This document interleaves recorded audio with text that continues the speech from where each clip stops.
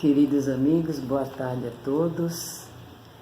Que Jesus nos abençoe e ilumine nossas mentes para que possamos entender a sua mensagem e praticá-la no nosso dia a dia. Hoje nós vamos falar sobre o capítulo 26, itens de 1 a 7 do Evangelho segundo o Espiritismo, onde Jesus recomenda dar de graça o que de graça recebemos. No item 1, Jesus fala do dom de curar. Ele diz: curai os enfermos, ressuscitai os mortos, limpai os leprosos, expulsai os demônios. Dai de graça o que de graça recebestes. Está em Mateus, capítulo 10, versículo 8. E no item 3, ele fala sobre as preces pagas. Estando, porém, ouvindo todo o povo, disse Jesus a seus discípulos: guardai-vos dos escribas que querem andar com roupas talares e gostam de ser saudados nas praças e das primeiras cadeiras e dos primeiros assentos nos banquetes, que devoram as casas das viúvas, fingindo largas orações. Estes receberão maior condenação. Está em Mateus, capítulo 23, versículo 14. E aí, no item 5, ele vai falar sobre a expulsão dos mercadores do templo, dizendo que Jesus, chegando em Jerusalém e entrando no templo, viu que tinha muitos comerciantes, muitos cambistas. Então ele derrubou as mesas dos banqueiros, as cadeiras onde vendiam pombas, e não consentia que qualquer transportasse móvel algum.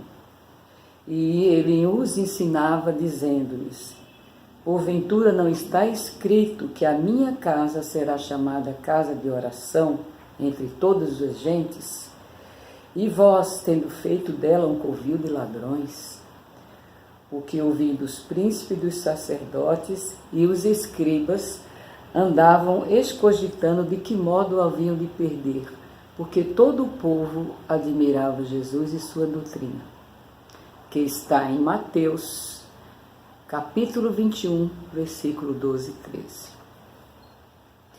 Então, nesses três mensagens, 3 recomendações que Jesus faz, nós vamos perceber que na primeira ele fala da cura dos doentes, do dom de curar. Então ele fala sobre a mediunidade, sobre que a mediunidade é uma faculdade concedida por Deus às criaturas e que elas nada pagam por ela. Quando ele desenvolve a mediunidade dos discípulos, ele recomenda que eles trabalhassem onde quer que fosse, dando de graça este dom que ele recebeu, tudo que viesse deste dom.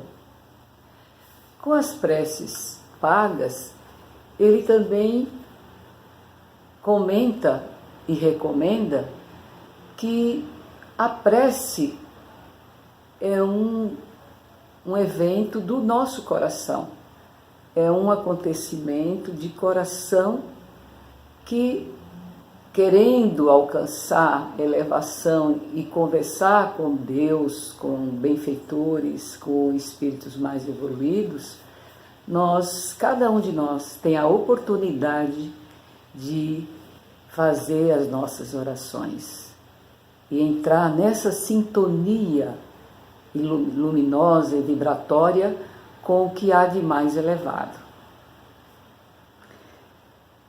E na expulsão dos mercadores, ele mais uma vez recomenda e energicamente demonstra que aquele templo, o templo é o lugar de oração. Então é chamada de casa de Deus, é a casa de Jesus, é a casa do que há mais elevado e sublime em luz, em amor, em evolução, e que ela deveria ser respeitada. Ou seja, toda casa, todo lugar sagrado deveria ser respeitado, não deveria deixar por ali cambistas, parecendo mais um mercado, um comércio. E aí, com relação à mediunidade, todos nós somos médios, porém uns são mais ostensivos que outros, e esses têm o dom de fazer um intercâmbio entre os benfeitores, os espíritos mais evoluídos, que funciona assim como um fio condutor. Então, o médium é um fio condutor entre os espíritos benfeitores desencarnados e que, através de nós, médios, passamos para outras pessoas, para a humanidade, os benefícios dessa relação no bem, ou seja, fazendo caridade. Então, a base da mensagem de Jesus é fazer caridade, deixar sair do coração todo o benefício que nós podemos fazer para outra pessoa sem esperar nada em troca, sem pagamento algum, fazendo assim uma demonstração de amor, uma demonstração de caridade, como ele sempre ensinou. Então, o trabalho espiritual, ele se realiza somente com o concurso dos espíritos benfeitores desencarnados. E tem uma finalidade útil, que é esse intercâmbio que promove o esclarecimento, a ajuda mútua e a fraternidade entre os encarnados e desencarnados. Além disso, precisa estar ao alcance de todos os seres humanos, porque somente assim pode ser exercido pelos médios para favorecer a todos. Portanto, no momento em que houver uma cobrança, nós estaremos limitando esses benefícios, porque o pobre poderá não ter dinheiro para pagar, e assim ele pode não ter o acesso a esse esclarecimento, a esse conforto, a essa ajuda espiritual, que é uma relação de amor e de caridade. Deus quer que a luz chegue a todos, e não que pessoas fiquem privados dessa luz, privados dessa possibilidade. Outra coisa é, ao cobrar pagamento por algum benefício mediúnico, esse pagamento é indevido, porque na verdade este não é um trabalho nosso, mas é um trabalho de espíritos benfeitores que têm o desejo de ajudar, de também fazer caridade. E aí, através deles, nós, como médios fio-condutores, esses médios benfeitores elevados, escrevem, falam, ensinam e produzem o fenômeno. É diferente do nosso trabalho material, que nós temos uma profissão, fazemos um trabalho em alguma empresa, em algum lugar, e recebemos o recurso por esse trabalho para podermos sobreviver e custear as nossas necessidades. Também o médium, nem sempre ele pode assegurar que vai ter esse intercâmbio. Então o médium, a faculdade mediúnica, pode ser perdida, principalmente quando os médios começam a mudar de caráter, a mostrar as suas imperfeições morais, os espíritos benfeitores o deixam. Não, ele não serve mais, não é mais o fio condutor ou o instrumento bom para passar o bem que eles querem passar.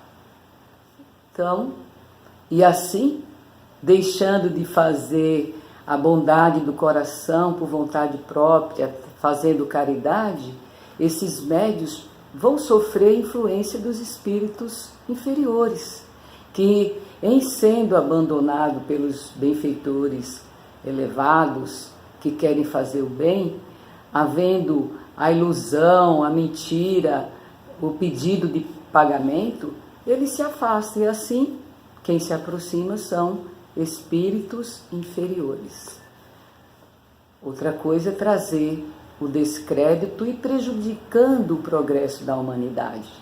Quando cobramos pelo exercício mediúnico, acarretamos esse descrédito e isso traz grave prejuízo ao progresso moral da humanidade. Nós temos que pensar que existe sempre uma remuneração, mas essa remuneração é espiritual, pois o médium que trabalha no bem, trabalhando com Jesus, ele vai receber por merecimento novas realizações. Ele vai estar sustentado com o convívio dos bons espíritos. E ele também acelera o seu progresso. Assim como os médios, qualquer atitude nossa que esteja norteada pelo bem, pelo sacrifício em prol de outro, é também uma forma de doação e caridade.